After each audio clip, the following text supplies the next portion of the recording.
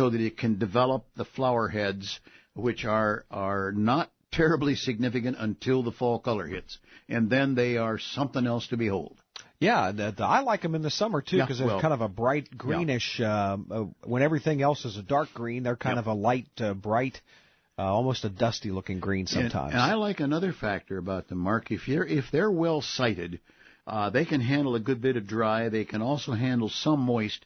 But if you have them in the sun, you don't have to do much with them. They just, if you don't worry about the height and spread of the plant, they're about as trouble-free as you can get. Yeah, one of my neighbors has them around his mailbox, and they're just beautiful, and I don't think he does much to them. Just probably cleans them up. That's about it. Probably just avoids stepping on them when he goes for the mail. That's right. Larry also sent us an email. Again, it's fred@planttalkradio.com, and Larry says, my house sits about 4 feet above street level, and there's a steep bank, then about a 2-foot-high retaining wall down to the sidewalk. I can identify with this. He says, I'm sick of trying to cut the grass on the steep parts. And the guy who came from West Virginia understands cutting grass on steep parts. He says, can you suggest a good ground cover that I might put in that area? He says it faces north. Well, I'm glad he ended up with facing north. That opens up, let's just say, some ideas. Now, he may have to do a trial because I can't see his site, but I do understand the essence of what he's told us.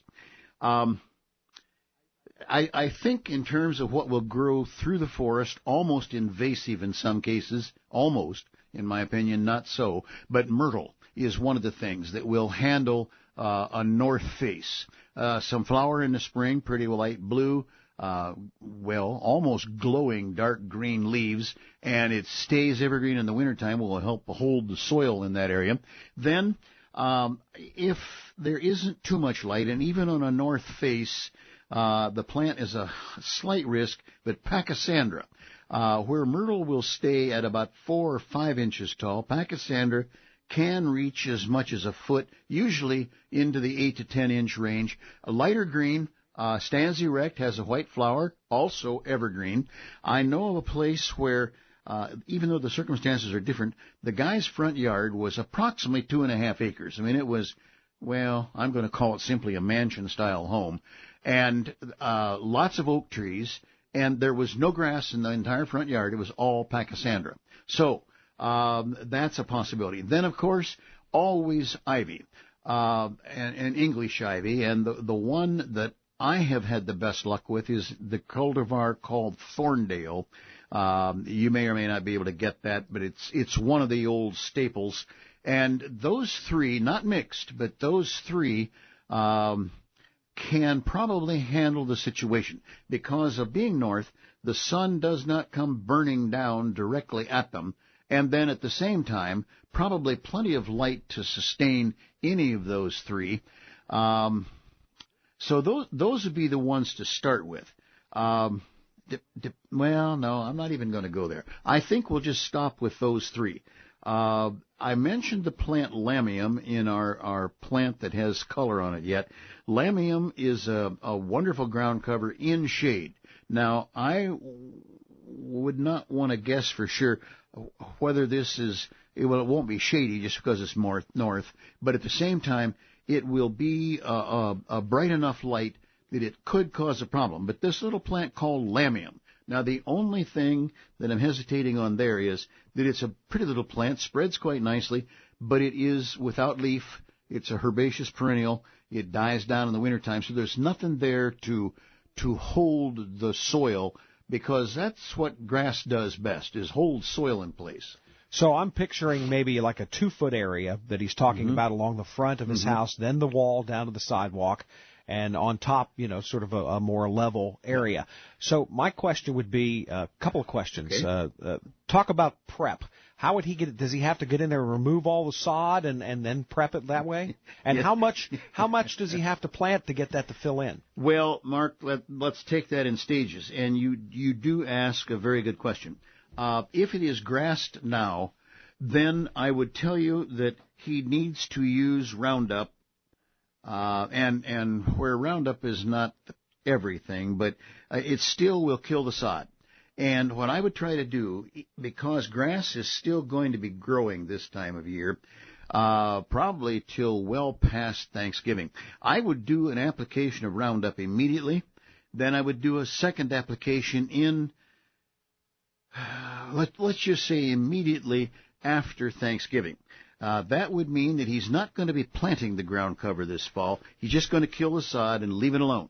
Then come spring, with a sod machine or a sod knife or any means of getting the dead grass off, pull it off. Then I would not cultivate more than about an inch deep. You don't want to loosen up soil on a grade that can then wash away in a goose drounder. Well, what I call a goose drounder. Yeah. Then as to frog choker, goose drowner, whatever. Sure. Right. And, I've even been told, since we're coming up on Thanksgiving, that some turkeys are not very bright, and they will stand and look up at the rain with their mouth open and get enough water to drown them. I've known a couple people I was afraid that was going to happen. But, I was gonna segue over to that, but in any event, he would then come in to your question. Depends a little bit on what he uses, but by and large, I think to get things going in that setting, I would put the plants as close as 8 inches, and it depends on quite how steep that is, and or no more than a foot apart. Now, you'd start up 6 or so inches, 4 to 6 inches from the top of the wall, and then start up toward the grass. I'd stay in or downhill, so to speak, from the grass by probably 6 inches, because you don't want to intermingle them right away. And then use mulch, and you can even do the next step. You can mulch the area after you've cultivated it about an inch deep. Mulch the area, then use an auger. There are 3-inch augers you can put on a good size home drill, and drill the holes right down through the mulch. Plant the plant, and then pack the soil mulch back in around them, and it keeps you from being on your hands and knees so long. Even though a drill will cause a polished walled hole, I think it would be perfectly all right to do that, and that'll help hold them in place. Now, there's a couple of things here to mention. One is to get the killing done and or as complete as possible now. In the spring, as if you see grass coming up, as soon as there is anything totally obvious in that sloped area, use another application of Roundup, and then wait 10 days. I believe the label says 10 days you can go ahead and plant. Let's go with that until each of us reads the label again. Then do the planting, mulching, and then we start watering. At any time, you want it to be moist, not wet, because you don't want to wash things down the hill. And then those ground covers are not very deep-rooted at the outset. So that's why we don't want to plant them this time of year in the fall. They'll probably get frost heaved right up out of the ground, and they won't die from cold. They'll die from drying up. And therefore, spring is a better time. It gives him time for prep. And he didn't say how long this area is, but he'll be on his hands and knees for a while. Yeah, sounds like it. I guess the other question I had was, what about at that transition area between where the grass stops and the ground cover begins? Do you need to put something in there, or would you just mow up against it and keep it trimmed? Mark, I would not put something such as an edging in there, because it will not do what you want done in this case, because the ground cover will flop right over the top, re-root, and go right on into the grass. So I would say for demarcation between ground cover and grass, you can be very rigid and follow the top of the wall by actual measurement, or you can kind of let it scallop and be somewhat, we'll call, more interesting if that's the case. And I would use the mower as the principal control. But I do have now an aged gasoline-powered edger, and I would at least every month I would cut between the grass and the ground cover to keep the roots from growing under, etc., and keep it tidied up that way. You might have more trouble keeping the grass out of the ivy than the ivy out of the grass. That's right. It can go both ways. Once again, our toll-free number, 1-866-PLANT-TALK with 2 T's. We'll take some calls coming up next and a couple more emails as well. Stick with us. This summer at Franklin Park Conservatory and Botanical Gardens, the gardens are in full color. Welcome its tropical and native butterflies in flight in the indoor Pacific Island Water Garden. View the conservatory's bonsai collection and experience the exhibition Origami in the Garden. Find details at spconservatory.org.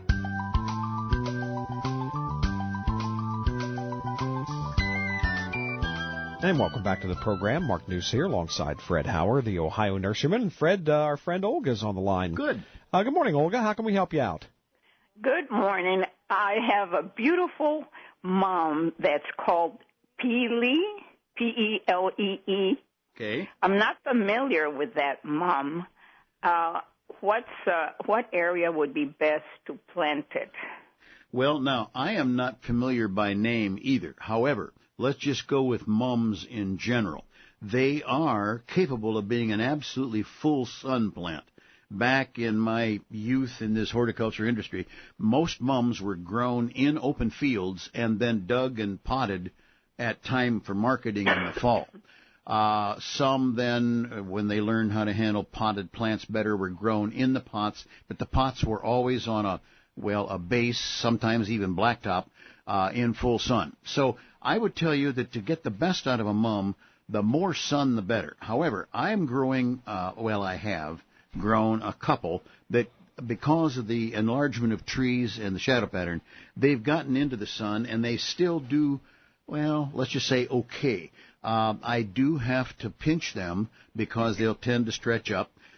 They don't give us as much flower and probably not as bright a color as they did. So I would tell you, Olga, to stay in the sun, stay in an area where either you or Mother Nature can keep it moist, not wet. And then the only other thing to mention that I can think of is mums quite frequently die in the wintertime because of decay. They do not appreciate being mulched heavily right over the crown because it tends to hold too much water. They don't like to be in a low spot, yet, of course, they're like all other plants. They need water to grow. So stay in the sun, stay with at least a decent soil because they'll handle quite a variation.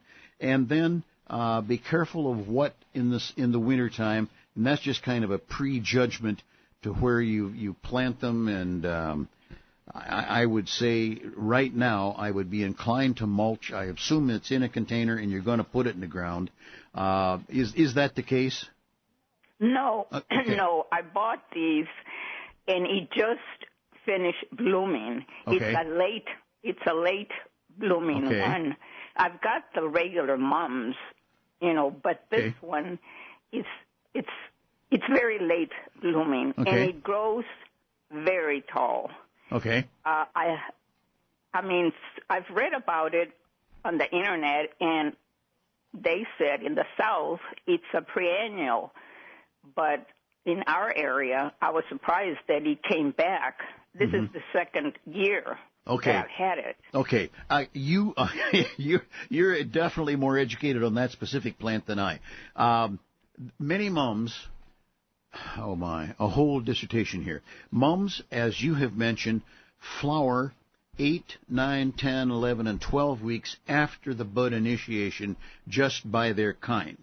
And you have one of those that probably flowers 12 weeks after, since you say it is so late. Now, tall, you can manage, as we were talking earlier on the Cedarmon and Joy, and I mentioned the mums. You can pinch that plant. Let's just say you had 3 plants, and you planted them in a triangle, 2 to the back and 1 to the front. You could pinch the front one, keep it shorter, and then not pinch as often or more, or that is less on the ones behind, and you could create 2 different sizes. But planting in the fall with a plant that is not apt to be hardy here, I would say you grab your credit card and get ready to buy another one next year, because some mums, period, do not overwinter well when they've been planted in the late fall, and others just are not capable genetically to handle our winters here. So I'll say enjoy. Hope you have taken a picture. Keep the picture on hand and keep that credit card available so you can buy another one next year. And Olga, thanks so much for the call. Yes. Nice to hear from you this morning. You can always hear our previous shows. We put them up every week on our website, which is planttalkradio.com. You can also go to iTunes if you like those podcasts on there and subscribe to our weekly podcast as well. We have not only the podcast, but some podcast extras during the week as well. More from Fred coming up next on Plant Talk. Stick around. This summer,